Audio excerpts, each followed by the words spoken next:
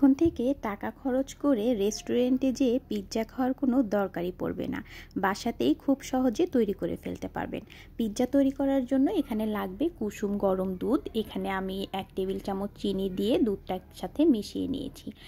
যখন এটা কুসুম থাকবে, মানে হাতের আঙুল দিলে সহ্য হবে এতটা কুসুম থাকা অবস্থায় এখানে 1 টেবিল চামচ ইস্ট দিয়ে আমি ঢাকা দিয়ে রাখবো 10 মিনিটের জন্য।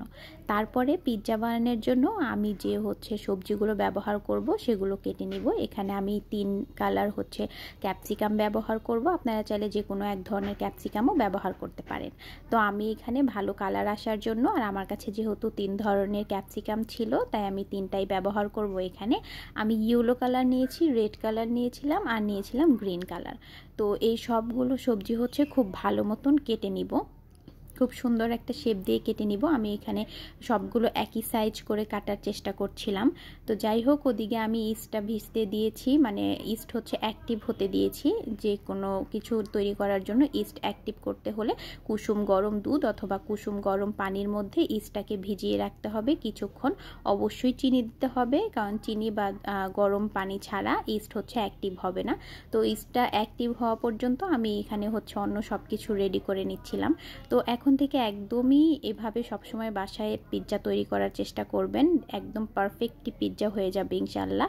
একদম টাকা খরচ করে রেস্টুরেন্টে যাওয়ার কোনো প্রয়োজনই পড়বে না।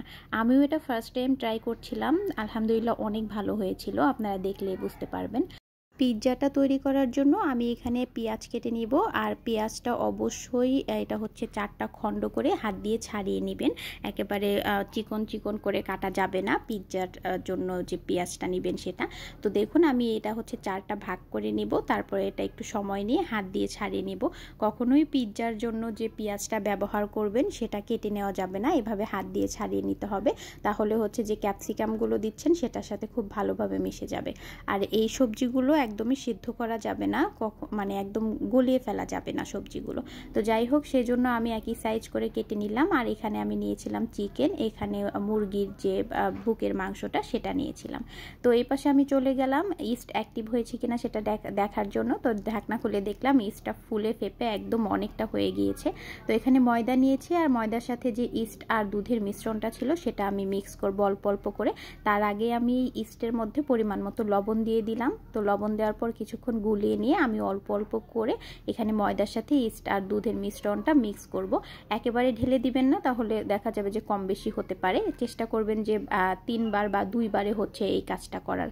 তো এখানে আমি 2 থেকে 3 বার দিয়েছিলাম এই দুধের মিশ্রণটা। তারপরে দেখলাম যে একদম পারফেক্ট হয়েছে। আমি যতটুকু দুধ আর ইস্ট নিয়েছিলাম আমার একদম পারফেক্ট হয়ে গিয়েছে।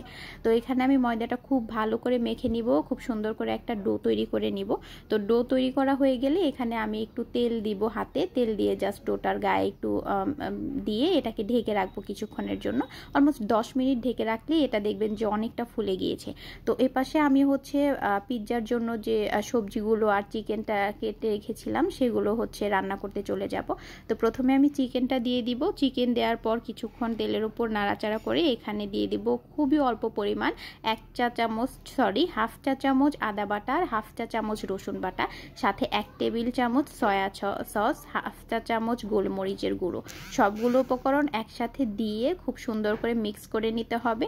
সবগুলো উপকরণ যখন মিক্স করা হয়ে যাবে আর চিকেনটাও যখন একদম সিদ্ধ হয়ে যাবে খুব ভালো মতো, মানে মোটামুটি সিদ্ধ হয়ে যাবে, ঠিক সেই পর্যায়ে আমি পেঁয়াজ আর ক্যাপসিকামগুলো দিয়ে দিব। এটা পরে দেওয়ার কারণ যাতে এগুলো খুব বেশি নরম হয়ে না যায়, মানে সেদ্ধ হবে কিন্তু এটা গলে যাওয়া যাবে না। এই জন্য আমি চিকেনটা আগে সেদ্ধ করে নিয়ে তারপরে সবজিগুলো দিলাম।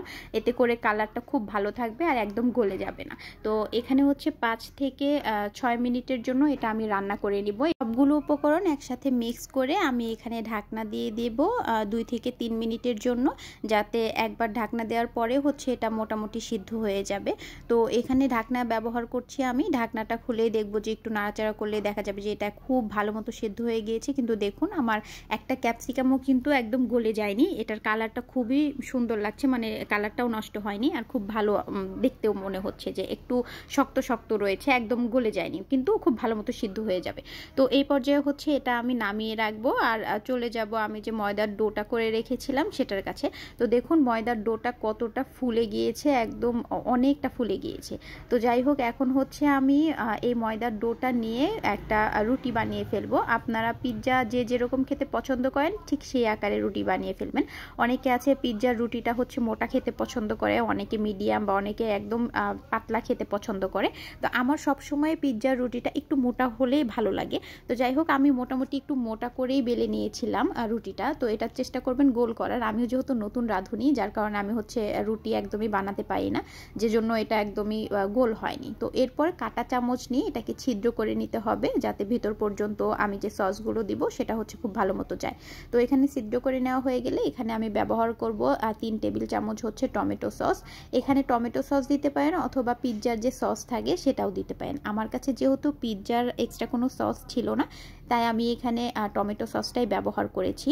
চেষ্টা করবেন যে একটু কিনারা দিয়ে বাকি রেখে তারপরে হচ্ছে এই সসগুলো দেওয়ার। দেখুন আমি কিভাবে দিচ্ছি, আপনারা দেখলেই বুঝতে পারবেন। তারপরে আমি এখানে 2 টেবিল চামচ মেয়োনিজ ব্যবহার করেছিলাম। মেয়োনিজ আপনারা চাইলে দিতেও পারেন, নাও দিতে পারেন। তো যাই হোক, এখানে মেয়োনিজ দিয়ে আমি খুব ভালো মতো এটাকেও সেট করে নিচ্ছিলাম পিৎজাটার সাথে। তো দুটো সসই যখন খুব ভালো মতন মিশানো হয়ে যাবে, তারপরে আমি রান্না করে রাখা চিকেন আর ক্যাপসিকামগুলো এই পিৎজার উপরে হচ্ছে দিয়ে দিচ্ছিলাম। তো পিৎজার উপর যখন এটা সেট করা হয়ে যাবে, দিয়ে দিতে হবে এখানে হচ্ছে যে চিজটা থাকে সেই চিজটা। আমি যেহেতু চিজ খেতে অনেক বেশি পছন্দ করি, তাই আমি অনেক বেশি পরিমাণ চিজ দিচ্ছিলাম। এখানে কোনোভাবেই চিজটা স্কিপ করা যাবে না, তাহলে পিৎজার যে টেস্টটা সেটা একদমই পাওয়া যাবে না। তো এখানে আমি অনেকটা চিজ দিয়ে দিয়েছি। তারপরে এখানে সবশেষে যেটা অ্যাড করছি সেটা হচ্ছে অরিগানো। এটা অবশ্যই দিতে হবে। পিৎজার আসল যে টেস্ট সেটা যদি পেতে চান তাহলে অরিগানোটা উপর দিয়ে ছিটিয়ে দিতে হবে। তো অরিগানো দেওয়া হয়ে গেলে আমি একটা প্যানের মধ্যে ডিরেক্ট হচ্ছে এই পিৎজাটা দিয়ে দিব। পিৎজা দিয়ে দেওয়ার পর আমি এখানে ঢেকে দিয়েছিলাম 6 থেকে 7 মিনিট একদম লো আঁচে এটাকে দিয়ে দিতে হবে। দেখবেন উপর থেকে খুব সুন্দর করে চিজটা মেল্ট হয়ে গিয়েছে। তো তারপরে আমি 6 থেকে 7 মিনিট পরে এটাকে নামিয়ে ফেললাম। নামিয়ে এনে হচ্ছে আপনাদেরকে কেটে দেখাবো। দুর্ভাগ্যবশত এটা কাটার আগেই আমার ফ্যামিলি মেম্বার্সরা এটা খেয়ে শেষ করে ফেলেছিল। তো এটা পুরোটা কেটে আমি আপনাদের সাথে আর কি শেয়ার করতে পারিনি। আর বাসায় এটা এভাবে এই একই নিয়মে চেষ্টা করে দেখবেন বানানোর। খেতে খুবই মজাদার, একদম রেস্টুরেন্টে যে টেস্টটা পাওয়া যায় পিৎজা খেলে ঠিক একই রকম টেস্ট, একটু হেরফের নেই। এটা বানানো খুবই সহজ আর খুবই অল্প সময় এটা হয়ে যায়। একবার বাসায় ট্রাই করে দেখবেন আশা করি।